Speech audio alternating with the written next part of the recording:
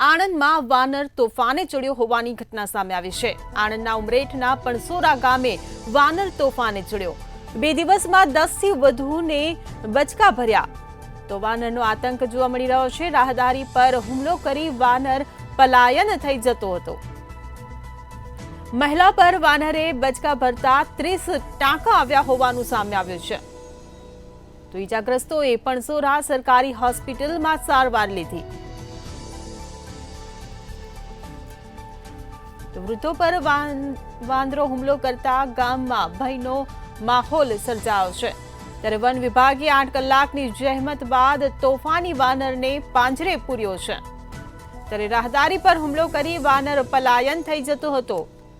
તો આણંદમાં વાનરનો આતંક સામે આવ્યો છે। મહિલા પર વાનરે બચકા ભરતા 30 ટાંકા આવ્યા હોવાનું સામે આવ્યું છે। ઈજાગ્રસ્તોએ પણસોરા સરકારી હોસ્પિટલમાં સારવાર લીધી। તો આણંદથી આ સમાચાર। ઉમરેઠના પણસોરા ગામે વાનર તોફાને ચડ્યો હોવાની ઘટના સામે આવી।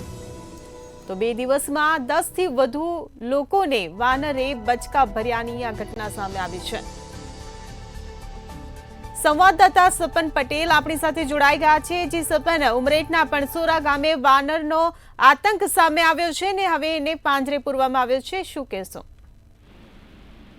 ચોક્કસથી ઉમરેઠના પણસોરા ગામમાં છેલ્લા ઘણા સમયથી વાનરનો આતંક જોવા મળતો હતો। છેલ્લા 2 દિવસની અંદર 10 થી વધુ લોકોને બચકા ભર્યા હોવાની ઘટના પ્રકાશમાં આવી હતી। માર્ગ પર જતા આવતા રાહદારીઓ પર હુમલો કરી વાનર પલાયન થઈ જતો હતો। ઘર પાસે કામ કરતી મહિલાને વાનરે બચકા ભરતા મહિલાને 30 જેટલા ટાંકા પણ લેવાની જરૂર પડી હતી। ખાસ કરીને ઈજાગ્રસ્તોને પણસોરાની સરકારી હોસ્પિટલમાં સારવાર આપવામાં આવતી હતી। ગામમાં ફરતા વૃદ્ધો પર વાનર હુમલો કરતા ગામમાં ભયનો માહોલ છવાઈ જવા પામ્યો હતો। ત્યારે વન વિભાગને જાણ કરાતા એનજીઓની ટીમ સાથે રેસ્ક્યુ ઓપરેશનની કામગીરી હાથ ધરવામાં આવી હતી। 8 કલાકની ભારે જહેમત બાદ તોફાની વાનરને પાંજરે પૂરવામાં આવ્યો હતો। હાલ ઉમરેઠ તાલુકાના પણસોરા ગામમાં જે પ્રકારે વાનર પાંજરે પૂરાઈ જવાના કારણે હાલ સ્થાનિકોએ રાહતનો શ્વાસ લીધો છે। જી સપન, સમગ્ર માહિતી બદલ આભાર। તો આણંદના ઉમરેઠના પણસોરા ગામે વાનર તોફાને ચડ્યો હોવાની ઘટના સામે આવી છે। છેલ્લા 2 દિવસમાં 10 થી વધુ લોકોને વાનરે બચકા ભર્યા।